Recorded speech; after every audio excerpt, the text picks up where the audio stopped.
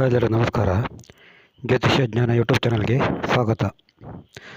ಮೊದಲನೇದಾಗಿ ನಮ್ಮ ವೀಕ್ಷಕರಿಗೆ ನಾನು ತುಂಬ ಒಂದು ಧನ್ಯವಾದನ ವ್ಯಕ್ತಪಡಿಸ್ತೇನೆ. ಯಾಕಂದರೆ ನಮ್ಮ ಚಾನಲ್ನ ಎಲ್ಲ ವೀಡಿಯೋನ ತುಂಬ ಇಷ್ಟಪಟ್ಟು ನೋಡ್ತಾ ಇದ್ದೀರಿ. ಇದು ಸ್ವಲ್ಪ ನಮ್ಮಲ್ಲೇ ಇರುವಂಥ ವೀಡಿಯೋ ತುಂಬ ಒಂದು ಒರಿಜಿನಲ್ ವೀಡಿಯೋ ಅಂತ ಇದರಲ್ಲಿ ಗೊತ್ತಾಗ್ತದೆ. ಈ ಪ್ರೀತಿ ಮುಂದೆ ಕೂಡ ಇರಬೇಕಂತ ಹಾರೈಸ್ತೇನೆ. ಯಾಕಂದರೆ ತುಂಬ ಒಂದು ನನ್ನ ವೀಡಿಯೋನೆಲ್ಲ ತುಂಬ ಒಂದು ಇಷ್ಟಪಟ್ಟು ನೋಡ್ತಿದ್ದೀರಿ.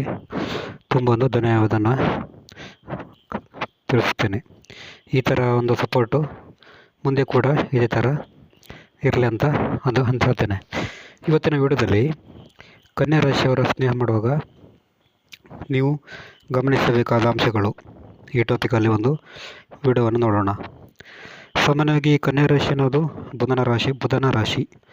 ಇವರು ಕೂಡ ತುಂಬ ಒಂದು ಚಾತುರ್ಯ, ಬುದ್ಧಿಮತ್ತೆ ಹೊಂದಿರ್ತಾರೆ ಈ ಕನ್ಯಾ ರಾಶಿಯವರು. ನೀವು ಇವರ ಗೆಳೆಯರಾಗಿದ್ದರೆ ಅಥವಾ ಕನ್ಯಾ ರಾಶಿಯವರು ನಿಮ್ಮ ಗೆಳತಿಯರಾಗಿದ್ದರೆ ನೀವು ಅವ್ರ ಜೊತೆ ಯಾವ ಥರ ಒಂದು ವ್ಯವಹಾರ ಮಾಡಬೇಕು, ಯಾವುದು ಮಾಡಬಾರ್ದು ಅಂತ ಈ ವಿಡಿಯೋದಲ್ಲಿ ತಿಳಿಸಿಕೊಡ್ತೇನೆ. ಈ ಸಾಮಾನ್ಯವಾಗಿ ಕನ್ಯಾ ರಾಶಿಯವರು ನಿಮ್ಮ ಗೆಳೆಯ ಅಥವಾ ಗೆಳತಿಯಾಗಿದ್ದರೆ ನೀವು ಯಾವ ಕಾರಣಕ್ಕೂ ಕೂಡ ಅವ್ರ ಜೊತೆ ಮೂರ್ಖ ವ್ಯವಹಾರ ಮಾಡಬೇಡಿ. ಅಂದರೆ ಮೂರ್ಖತನದ ವ್ಯವಹಾರ, ಅಂದರೆ ದಡ್ಡತನದ ವ್ಯವಹಾರ ಮಾಡಲೇಬೇಡಿ. ಯಾಕಂದರೆ ಈ ತುಂಬ ಒಂದು ಬುಧನ ರಾಶಿಯಾದ ಕಾರಣ ಅಪಾರವಾದಂಥ ಬುದ್ಧಿಶಕ್ತಿ ಇರ್ತದೆ ಇವರಿಗೆ. ತುಂಬ ಒಂದು ಟ್ಯಾಲೆಂಟ್ ಇರ್ತದೆ ಇವರಿಗೆ.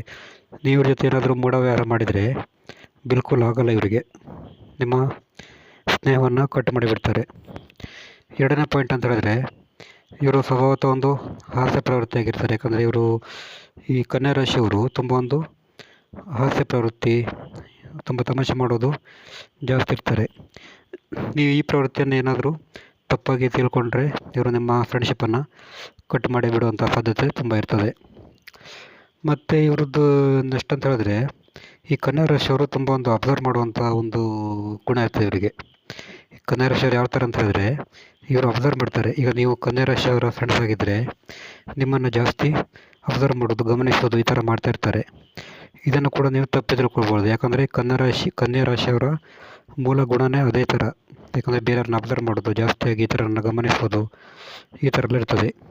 ಈ ಕಾರಣ ನಿಮ್ಮನ್ನು ಕೂಡ ಇವರು ಜಾಸ್ತಿ ಅಬ್ಸರ್ವ್ ಮಾಡಿದರೆ ನೀವು ಇದನ್ನು ತಪ್ಪು ತಿಳ್ಕೊಳ್ಬೋದು. ಯಾಕಂದರೆ ಇವರ ಮನಸ್ಸಿನಲ್ಲಿ ಆ ಥರ ಕೆಟ್ಟ ಭಾವನೆ ಇರಲ್ಲ. ಅಂದರೆ ಅಬ್ಸರ್ವ್ ಮಾಡೋದು ಅವ್ರ ಗುಣ ಆಗಿರ್ತದೆ ಅಂತ ಹೇಳ್ಬೋದು.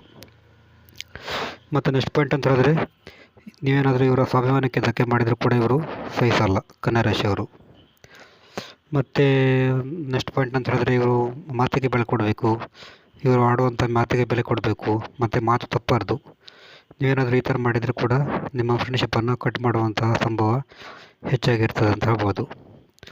ಮತ್ತು ಈ ಕನ್ಯಾ ರಾಶಿಯವರಿಗೆ, ನೀವು ಕನ್ಯಾ ರಾಶಿಯವರು ನಿಮ್ಮ ಫ್ರೆಂಡ್ಸ್ ಆಗಿದ್ದರೆ ಈ ಟೈಮ್ ಹಾಳು ಮಾಡೋದು ಇವರಿಗೆ ಬಿಲ್ಕುಲ್ ಇಷ್ಟ ಆಗಲ್ಲ ಅಂತ ಹೇಳ್ಬೋದು. ನೀವು ಸಮಯಕ್ಕೆ ತುಂಬ ಒಂದು ಮಹತ್ವ ಕೊಡಬೇಕಾಗ್ತದೆ.